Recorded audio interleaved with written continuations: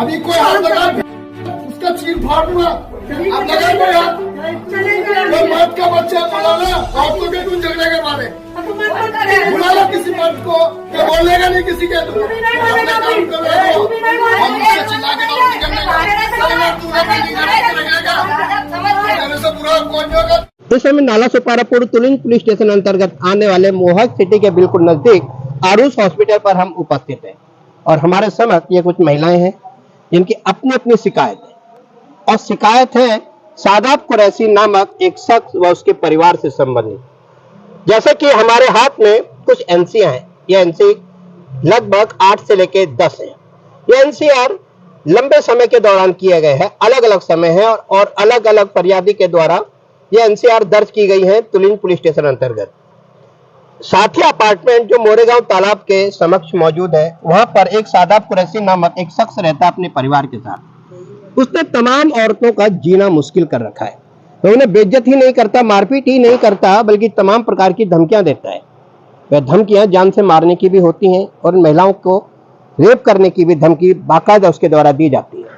हालांकि ये महिलाएं बार बार पुलिस स्टेशन में जाके फरियाद भी करती हैं, तब इनके हाथ में सिर्फ एक एनसीआर का पेपर पकड़ा दिया जाता है। उसके बाद पुलिस की जिम्मेदारी पूर्णतः खत्म हो जाती है। हालांकि यह मामला लगातार बढ़ता जा रहा है। एक महिला इस समय इसी आरुष अस्पताल में 3 दिन से भर्ती है। उसे बुरी तरह से शादाब कुरैशी और उसके परिवार के द्वारा पीटा गया है। वहीं शादाब कुरैशी की कार्यशैली क्या है, किस तरह से अपराध को अंजाम देता है, किस तरह से महिलाओं को मारता है, किस तरह से महिलाओं को बेइज्जत करता है, तमाम जानकारी प्राप्त करने के लिए हम तमाम महिलाओं से बात करेंगे। क्या नाम है आपका? मेरा नाम आलिया खान है। मैं फरहत खान की बेटी हूँ। मेरी मम्मी आईसीयू में एडमिट थे, अभी उनको जनरल वार्ड में शिफ्ट किया है। जो कि शादाब कुरैशी है, उसने मेरी माँ को कोनियों से सीने पे मारा है, कैरेट फेंक के मारा है, जिसकी वजह से वो सीरियस है। उनको सांस लेने में तकलीफ हो रही है, दिल में उनके तकलीफ हो रहा है, क्योंकि ये जो है हम लोग का जो भी चल रहा है लफड़ा, ये 2 साल से चल रहा है और इस पर कोई कार्रवाई नहीं हो रही है। ये ऐसे ही घूम रहा है, हम लोग खुलेआम धमकी दे रहा है। इसके घर वाले जो इसके साले लोग हैं, शादाब कुरैशी के नदीम कुरैशी है, पप्पू कुरैशी है, ये लोग खुलेआम हमको धमकी देते हैं कि हम तुम्हारा रेप कर देंगे, तुम्हारे घर में घुस के मारेंगे अगर तुम लोगों ने कुछ बोले तो। ऐसे हमको बातें करता है। और जो इनकी औरतें हैं वो भी सीधा हमारे पर अटैक करने आती है, सीधा मारा पीटी करने आती है। और इसके जो ये बच रहा है, जो पुलिस वाले लोग की कार्रवाई आगे नहीं हो रही है, जो बच रहा है इसमें ना मौलाना है आसिफ करके, उसका भी हाथ है जो उसके सपोर्ट में है, क्योंकि उसकी पहुंच ऊपर तक है तो ये भी बच रहा है। और भी कुछ लोग हैं बिल्डिंग में जो उसके साथ है, जैसे कि ये असलम करके है और सज्जाद है, और भी बहुत लोग हैं जो बिल्डिंग में उसके सपोर्ट में। तो हम लोग के ऊपर कोई कार्रवाई यानी हम लोग के कोई सपोर्ट में नहीं है, हम लोग का कोई जस्टिस नहीं मिल रहा है। आज मेरी माँ हॉस्पिटल में उसी की वजह से। पुलिस ने इस सारे मामले में एफआईआर दर्ज की है क्या? आज एफआईआर जब हम लोग ने एडमिट किया था तभी कोई एफआईआर नहीं हुई थी, तो मैं कल जाके पुलिस स्टेशन में मैं मिल के आई थी पुलिस सर से, वो तो उन्होंने बोला कि तुम्हारी एफआईआर हुई है। और जबकि मैंने सर को बोला सर हम लोग तो मेडिकल के लिए वहाँ से चले गए थे, हमारी कोई एफआईआर नहीं हुई। तो उन्होंने सीधा मुझ पे ब्लेम डाल दिया कि नहीं आप झूठ बोल रहे हैं, आपकी एफआईआर हुई है करके। अच्छा, क्यों मतलब पुलिस इस सारे मामले में गंभीरता नहीं दिखा पा रही है? क्योंकि वो जो साजिद आसिफ मौलाना करके जो है ना, उसकी पहुंच ऊपर तक है, जो उसको बचा रहा है, और ये खुलेआम ऐसे घूम रहा है, पुलिस भी कोई कार्रवाई नहीं कर रही है। और इसके ऊपर हमने पहले भी बहुत सारे केस किए जिसकी एनसी आपके पास है, और इसके खिलाफ 2 चैप्टर केस भी चल रहा है, इसने बॉन्ड तक भरा है, फिर भी ये ऐसे घूम रहा है। मैं फरहत खान बोल रही हूँ, मैं हॉस्पिटल में एडमिट हूँ। मुझे शादाब कुरैशी ने मारा है, मुझे सीने में मेरे दर्द हो रहा है, कोनियों से मारा है मुझे, चेस्ट में मेरे अंदरूना मार लगा है मुझे, और मुझे सांस लेने में भी प्रॉब्लम हो रही है। अगर मुझे कुछ भी होता है तो शादाब कुरैशी इसका जिम्मेदार है, और उसके साथ में जो भी है उसके ग्रुप जितने लोग हैं उसके सपोर्ट में, वो सारे लोग मेरे गुनहगार हैं। और मुझे चौकी में भी मैंने कंप्लेंट दिया है, मेरी कोई सुनवाई नहीं हो रही, मेरी कंप्लेंट सही से ली नहीं जा रही है। मुझे इंसाफ चाहिए, और मुझे अगर कल को खुदा न खास्ता कोई चीज होती है, मुझे कुछ हो जाता है, तो ये लोग मेरे जिम्मेदार हैं। क्या नाम है आपका? मेरा नाम दानिया अंसारी है। मैं फहमीदा शेख की बेटी हूँ। मेरी अम्मी को भी इन लोगों ने ना मारे थे। किन लोगों ने मारा था? शादाब कुरैशी ने मारा था, उसकी वाइफ ने, हमीदा कुरैशी ने, नदीम कुरैशी और उनकी वाइफ रुबाना कुरैशी, ये लोग थे। और पप्पू कुरैशी आन पे आए थे और अभी पप्पू कुरैशी गायब है। और मेरी मम्मी को भी हॉस्पिटल से लेके ही आए थे, उनका ब्लड प्रेशर का था। 3 ही दिन हुआ था, घर पे लाके मैंने छोड़ के सिर्फ जॉब पे मैं नीचे उतरी थी। उसके बाद मेरी अम्मी के पूरे कपड़े फाड़ दिए थे उन लोगों ने। मेरी अम्मी को वापसी हॉस्पिटल लेके जाना पड़ा था। और इस वक्त मेरी अम्मी जॉब कर रहे हैं। मेरी अम्मी जॉब कर रहे, मेरे अब्बा है नहीं। मेरे अब्बा बाहर कश्मीर में काम करते हैं। मेरी छोटी बहन वो भी जॉब पे जाती है। इन लोगों की वजह से मुझको जॉब छोड़नी पड़ी। मुझको कहते हैं रेप कर देंगे रास्ते में। पप्पू कुरैशी मुझको धमकी देता रहता है रास्ते में किधर भी, और नदीम कुरैशी लोग। तो इस वजह से मेरी मम्मी ने मेरी पप्पू कुरैशी, नदीम कुरैशी, ये सारे लोग कौन? ये लोग साले हैं इसके, किसके? शादाब कुरैशी के। तो इस वजह से मेरी मम्मी ने मुझे जॉब छुड़वा दी है। और देखो तो मेरी मम्मी जॉब पे जाते हैं मीरा रोड, और मेरे भाई बहन छोटे छोटे वो लोग नीचे रहते हैं। और मेरे घर पे भी एक टाइम पे झगड़े करने के लिए दिल्ली पे आया था। मैं अकेली थी उस वक्त, कोई भी नहीं था। तो उस वक्त भी इनकी मम्मी मेरे बाजू में ही रहते, तो वो आके बीच में खड़े हुए थे।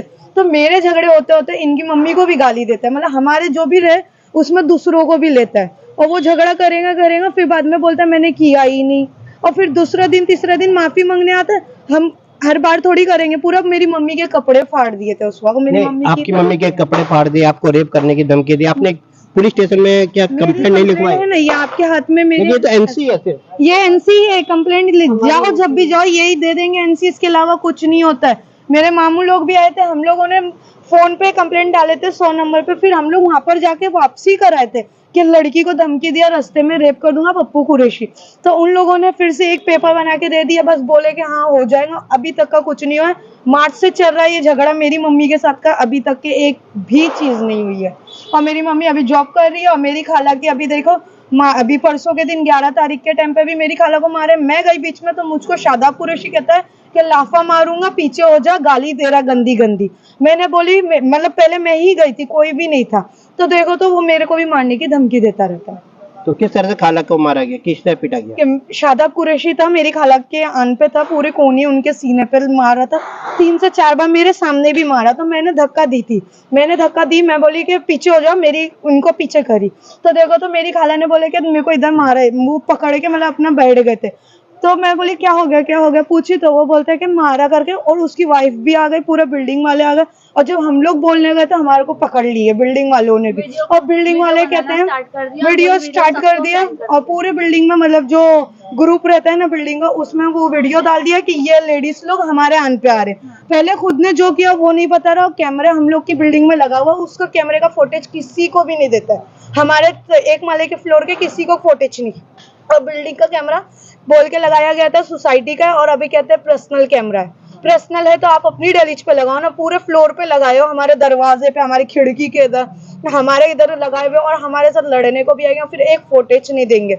और ऊपर से देखो तो बोलो तो बिल्डिंग के सब लोग, ये शादाब कुरैशी के साथ बिल्डिंग के 4-5 लोग और है। सज्जाद वो गाली देते हुए चढ़ता है उतरता है। उसके साथ है असलम, और फिर उसके बाद साथ है ये क्या कहते हैं इदरीस है, फिर पप्पू है, और फिर ये है क्या कहते हैं बहादुर है, शकील है, और देखो तो एक और जन है, क्या नाम है, ये आसिफ मौलाना मेन है। आसिफ मौलाना कहते हैं कि यहाँ औरतों की दादागिरी है, जबकि हम लोगों को ही मारा जाता है, हम लोगों की यहाँ पे आया जाता है, और फिर भी कहते हैं औरतों की दादागिरी है। क्या नाम है आपका? तहसीन शेख। कब से रहते हो उस अपार्टमेंट में? मैं 2013 से रहती हूँ इस बिल्डिंग में। क्या समस्या है आपको?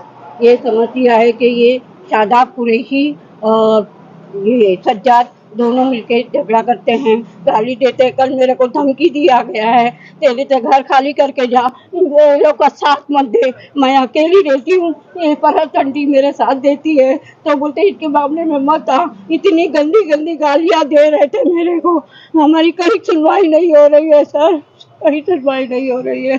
मेरे को बोलते हैं घर खाली करके चले जा, जबकि मैं खुद ओनर हूँ, मैं बराबर मेंटेनेंस देती हूँ, और अभी 20,000 मांग रहे हैं, मैं कहाँ से लाऊं? क्या नाम है आपका? मुस्कान शेख। क्या हुआ आपके साथ? सर मैं वहाँ पे अकेले रहती थी, इन लोग ने मुझे जबरदस्ती बोलते तू धंधा करती है, ये सब करा के मुझे बिल्डिंग से निकाल दिए। और मैं अनु भाई के घर काम करती तो मुझे धमकी गया, तो बिल्डिंग में दिखेगी तो तेरा हाथ पे तोड़ देंगे, तेरे को जान से मार देंगे। और पप्पू कुरैशी शादाब कुरैशी इन लोग भी मुझे गंदी गंदी गाली बोलते, तू धंधा करती है, तेरा रेप करेंगे, ये करेंगे। असलम भी, बहादुर भाई भी, इन लोग सब लोग 5-6, आसिफ मौलाना भी बोलते हैं, जो औरत लोग के साथ खुद गलत नजर से देखता है और हम लोग को बोलता है कि तू धंधा करती है। मेरा इस दुनिया में कोई नहीं, और मैं इन लोग का साथ देती हूँ, मुझे बोलते तू उन लोग का साथ देगा, तेरे को गला, तू रास्ते में दिखे तो तेरे को एसिड डाल के मारेंगे। मुझे ये अस्थमा की बीमारी है सर, इसके लिए। और हम लोग आती हूँ तो मुझे नीचे देखेंगे तो गंदी गंदी गाड़ी बकेगे, ये शादाब भी बकेगा, नदीम भी बकेगा, पप्पू तो इधर है नहीं, और ये सज्जाद भी बकेगा, और ये आसिफ मौलाना भी बकेगा। आपने पुलिस स्टेशन में मामला दर्ज पुलिस किया? स्टेशन में गए, 2 बार हमने एनसी किए, लेकिन हमारी एनसी रहते बुलाते उन लोग को, लेकिन कुछ FIR नहीं करते। आता है, पैसा देता है मुट्ठी बंद करके, और वो हंसी खुशी जाता है।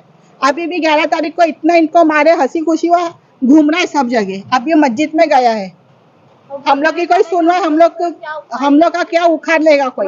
और ये मौलाना खुद दादागिरी कर रहा है हम लोग के साथ। ये तमाम महिलाएं हैं, अलग अलग परिवार की हैं, इनका जीना दूभर कर रखा है। बाकायदा इन्हें मारा जाता है, पीटा जाता है, बेइज्जत किया जाता है, धमकियां दी जाती हैं। सवाल ये उठता है कि धमकियों का और मारपीट का सिलसिला आखिर कब तक चलेगा? तुलिन पुलिस इस सारे मामले में गंभीरता से काम क्यों नहीं कर रही? एक महिला अस्पताल के अंदर 3 दिन से भर्ती है, जो कि अपना इलाज करा रही है, उसको भी शादाब ने बुरी तरह से पीटा है। अब सवाल ये उठता है कि सारे मामले में अगर पुलिस प्रशासन गंभीरता से काम करे तो शायद जल्द ही शादाब को यहाँ से और उसके साथियों को बाकायदा तड़ी पार किया जा सकता है, जिससे कि इन तमाम जो महिलाएं हैं, ये जो अपने परिवार के साथ रह रही हैं, शायद ये चैन से रह सके। और अब देखना यह होगा कि मामला प्रकाश में आने के बाद तुलिन पुलिस की भूमिका क्या होगी, किस प्रकार से सारे मामले में पुलिस कार्रवाई करेगी और शादाब व उसके साथियों को गिरफ्तार कर इन तमाम परिवार वालों को इस भय के माहौल से मुक्ति देगी।